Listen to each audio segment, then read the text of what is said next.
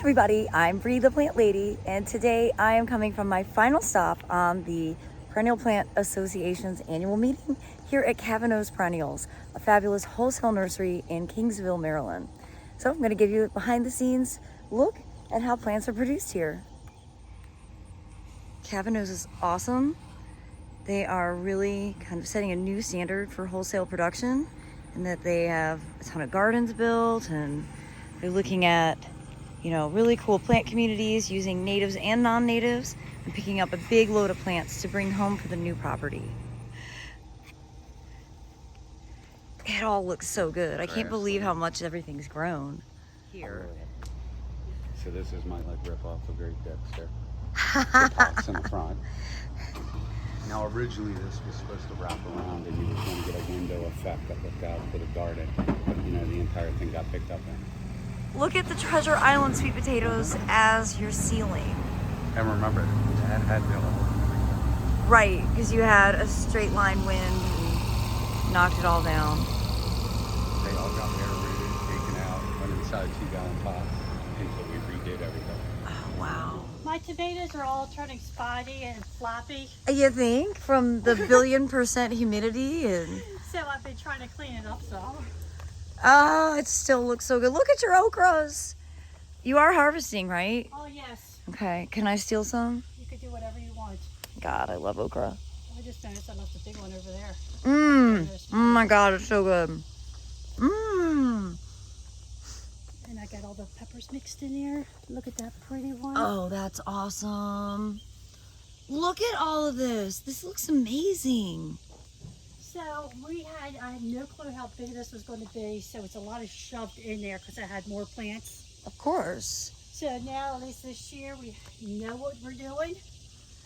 And I can get the dimensions. Oh my God, look at these tomatoes. Oh, you have done an outstanding job. Say hi. Hi.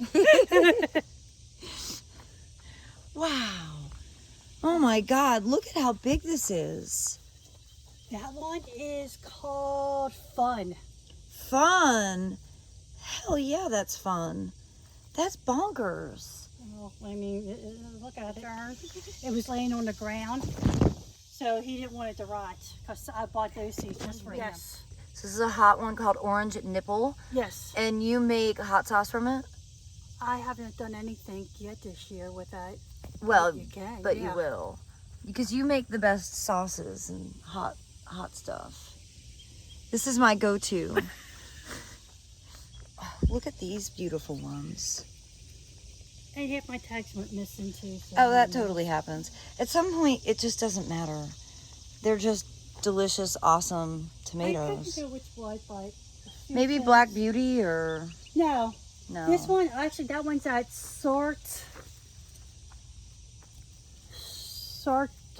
whatever that's like the yellow with the black top. Oh, okay. Yeah. Wow. Holy cow. This is so awesome. Mad Hatter. That's a good one because that isn't very hot. Mine at home is freaking huge. I mean, the pies on there are like this. Oh, wow. Wow. Mm-hmm. So this is Giraffe, and they don't take forever. What you're doing, you're supposed to harvest these, and you put them in your pantry, and they take like 4 to 6 months to ripen. Really? So they're called storage tomatoes. Okay. So these are what you end up eating in like January and February. Okay. But you want to get these off now Yeah, because yeah. once they split, you can do those as like fried green tomatoes. But really, once they start to get about like this kind of coloration, you pop them off and you toss them in a dark pantry. Okay, because they were the first ones starting. I'm like, why aren't they ripening? Yeah. Oh, that's awesome. Oh my God. That's Rastomate or something like that. It's the walking cherry tomato. Yes. Mm-hmm. Oh my God. Yep, there they are. Jet black just about. Look at those. Look. Oh my gosh, that's awesome. So Thor's lightning bolt. Mm-hmm. Wow. And so obviously that's going to be one for pepper sauce. Mm-hmm. Purple UFO pepper, another hot one. No, 30,000 to 50,000. That's hot. I mean, That's hot for people like me with digestion I was problems. ready to say we have the why not right here. Holy cow. That's Those are unknown. awesome. That is unknown because I got it from a private guy. Okay. Mm-hmm. So that's a caution. Yeah, you can tell that's going to be a hot. Yeah, you can. Yeah, you know. Wow. Damn, they look so good. I think you win the award for my favorite vegetable garden. Okay, sounds good to me. You did it. With all the seeds, and it just is growing everywhere. You'll never not have castor beans now. And the funny thing is, Quincy was learning about ricin Ha in ha. the one class, and I'm going, Quincy, here, show your teacher this. But look at, you've got somebody eating your I sweet noticed potatoes that, up yes. here. What could that be? It I can't, know, I know. it can't be a Every deer. day because of it being up top. I'm like, what in the world is that up there doing that? That's crazy. Yeah, look at it. Mm-hmm. Wow. But we do have gophers around here. Not gophers. I got groundhogs. Groundhogs, yeah. Yeah, that might be down. groundhogs. But oh my god, I just love this so much. They look amazing all mixed together. Yes, Jeff.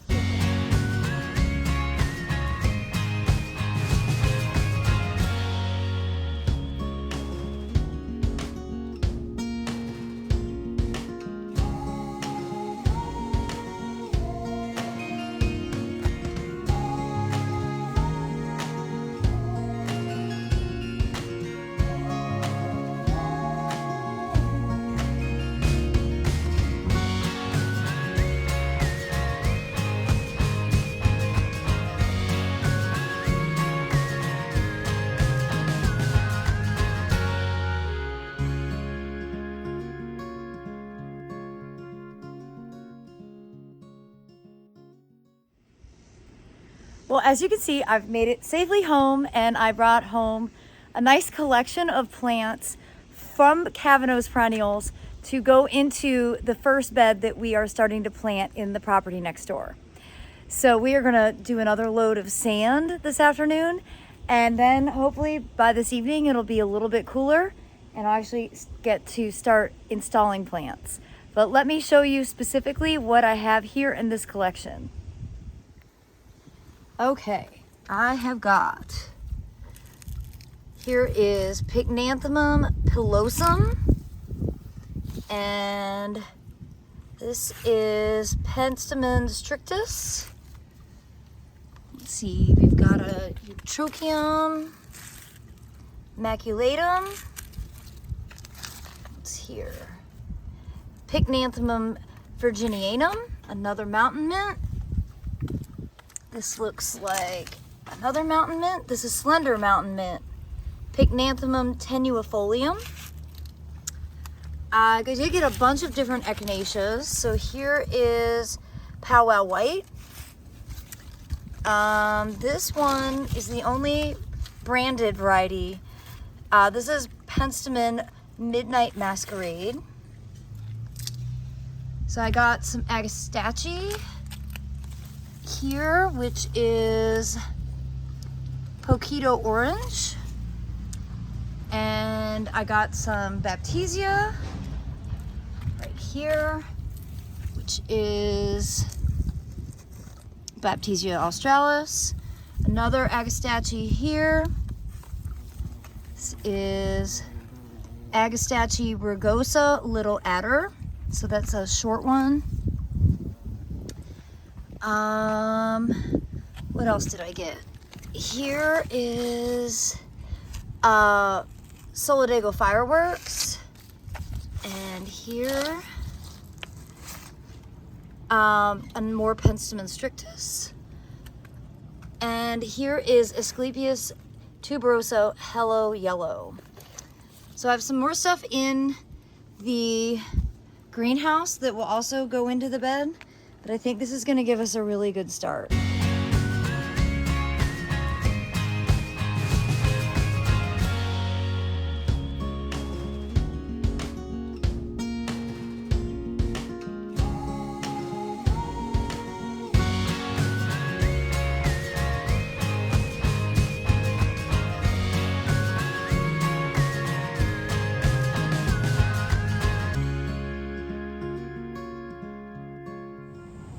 Well, only took 2 yards of double wash sand to make this bed complete. I have just started moving plants over, but I'm gonna make that a separate video so that we can really dive into the horticulture behind this concept. But I'm really excited. This is my first venture into this naturalistic, native, perennial design. I've always been a little intimidated by it, and sometimes I see the gardens and they look messy, or they don't look good year-round, and I'm hoping to be able to conquer some of those concepts just from my own perception, but also in the way I go ahead and manage this, so that I can really learn a lot more about plants that I'm relatively unfamiliar with. And that's really what my horticulture journey is all about. Expanding my horizons. I don't want to ever, do the same thing over and over again. I want to constantly be thinking creatively and making the choices that are really best to move gardening forward to meet the needs of the world we live in today. And the bottom line is we need more of these sort of restorative, native plantings to be able to support the ecosystem, and frankly also to just be better adapted for the reality of the climate that I live in, which is hot and dry in the summer and excessively wet in the winter. So I'm hoping that by putting down this sand, that is step one in doing it the right way. So be sure to subscribe and tune in as I continue to make progress, breaking ground here at the Carolina Garden House. Thanks so much for watching, everybody.